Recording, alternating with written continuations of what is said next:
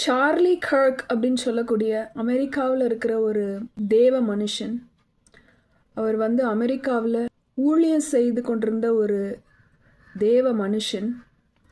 அவர் youngsters மத்தியில் நிறைய விதமான காரியங்களை பேசியிருக்கிறாரு. காலேஜ் ஸ்டூடெண்ட்ஸ் மத்தியில் இந்த எல்ஜிபிடிக்யூங்கிற ஒரு கம்யூனிட்டியை சேர்ந்த ஜனங்களை அவர் தைரியமாக நீங்கள் செய்கிறதெல்லாம் தவறு அப்படின்னு சொல்லி அவர் நிறைய டிபேட்டெல்லாம் பேசியிருக்கிறாரு. தைரியமாக போல்டாக ப்ரீச் பண்ணக்கூடிய ஒரு தேவ மனுஷன், இயேசு கிறிஸ்துவை பிரசங்கிக்கிற ஒரு நல்ல தைரியமான ஒரு மனுஷன்.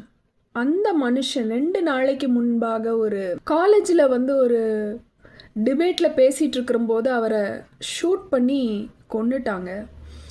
அவர் இறந்து போயிட்டார். அவருக்கு ஒரு மனைவியும் 2 பிள்ளைகளும் இருக்கிறாங்க. அவர் இறந்த விஷயம் கேட்டு அமெரிக்காவில் நிறைய பேர் ஷாக் ஆனாங்க, உலகமெங்கும் ஷாக் ஆனாங்க. ஆனால் ஒரு சிலர் என்ன பண்ணுறாங்கன்னா, அவர் இறந்ததை கொண்டாடிட்டு இருக்கிறாங்க. இது எப்படி எடுத்துக்கிறதுன்னு எனக்கு தெரியல. ஒரு மனுஷன் நீங்கள் செய்கிறது தப்பு, இதுதாண்டா வழி, இப்படி போங்கன்னு உங்களுக்கு சொல்லி கொடுக்குறாரு. அவரையே கொன்னுட்டு அதை நீங்கள் செலிப்ரேட் பண்ணிட்டு இருக்கீங்க. இதை என்ன சொல்கிறதுன்னு எனக்கு தெரியல.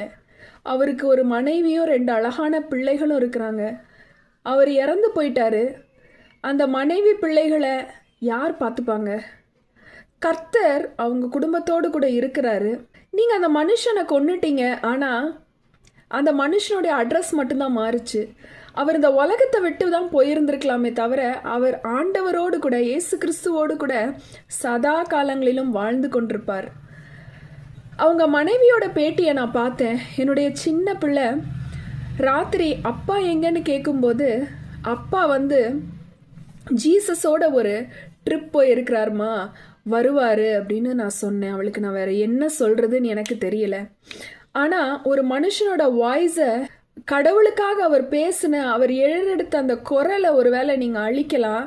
ஆனால் அந்த குரல் இன்னும் ஜாஸ்தியாக தான் ஆகும். ஒரு சார்லியை நீங்கள் கொலை பண்ணலாம், ஆனால் இன்னும் பல சார்லிகள் இதே மாதிரி உருவாகி கொண்டு இருப்பாங்க. எத்தனை பேரை உங்களால் அழிக்க முடியும்? அதுவும் இதில் ரொம்ப வருத்தமான விஷயம் என்னன்னா, அவர் இறந்ததுக்கப்புறம் அதை செலிப்ரேட் பண்ணிட்டு இருக்கிறாங்க பாருங்க. அவங்கள என்னன்னு சொல்றதுன்னு எனக்கு புரியலை.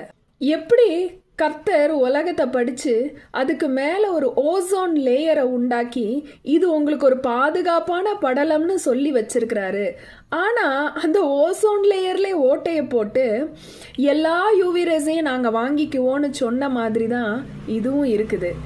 இப்படி பண்ணாதீங்க, இதுதான் வழின்னு உங்களை ஒரு ஜீவனுக்கேற்ற பாதையில் நடத்தின அந்த மனுஷனை கொன்னுட்டு செலிப்ரேட் பண்ணி என்ன செய்ய போறீங்க?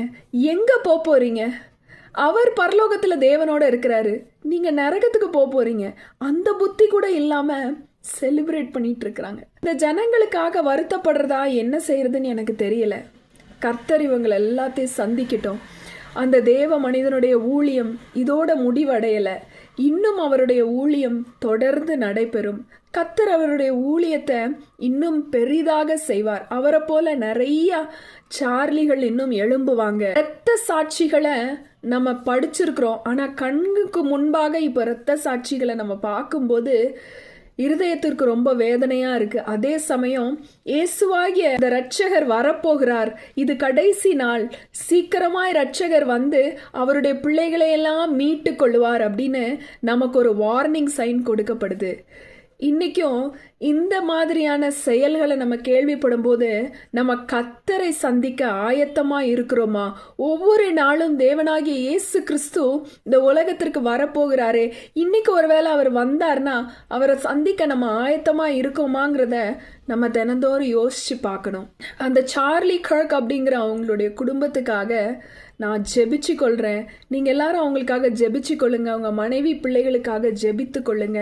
கர்த்தர் நிச்சயமாக அவங்க குடும்பத்தை ஆசிர்வதிப்பார். அது மாத்திரம் இல்லாமல் அவருடைய ஊழியத்தை கர்த்தர் ஆசிர்வதித்து பெருக பண்ணுவார். இதே போல் நிறைய வாய்ஸஸ் எழும்பும். அமெரிக்கா தேசத்தில் ஒரு பெரிய எழுப்புதல் நிச்சயமாக வரும். அந்த மனிதன் சிந்தின அந்த இரத்தம் ஒரு நாளும் வீணாய் போகாது. கர்த்தருடைய நாமத்துக்கு மகிமை உண்டாவதாக. ஆமேன். Jesus Christ is the Savior of the world who died for your sins and my sins as a suffering servant in the most brutal, humiliating way a human being could die in the ancient world. We do not have a modern equivalent of crucifixion in our world. Crucifixion was reserved for the worst of the worst criminals. Did you know that in the ancient world, Roman citizens were not allowed to be crucified? That it was only for foreigners, for really, really bad criminals. It was reserved for the worst of the worst. And Jesus Christ, our Lord, died a suffering death in a humiliating way for all of our combined sins and shortcomings, and accepting Him as Lord and Savior is the most important thing that we can do in our life. Thank you so much. Appreciate it.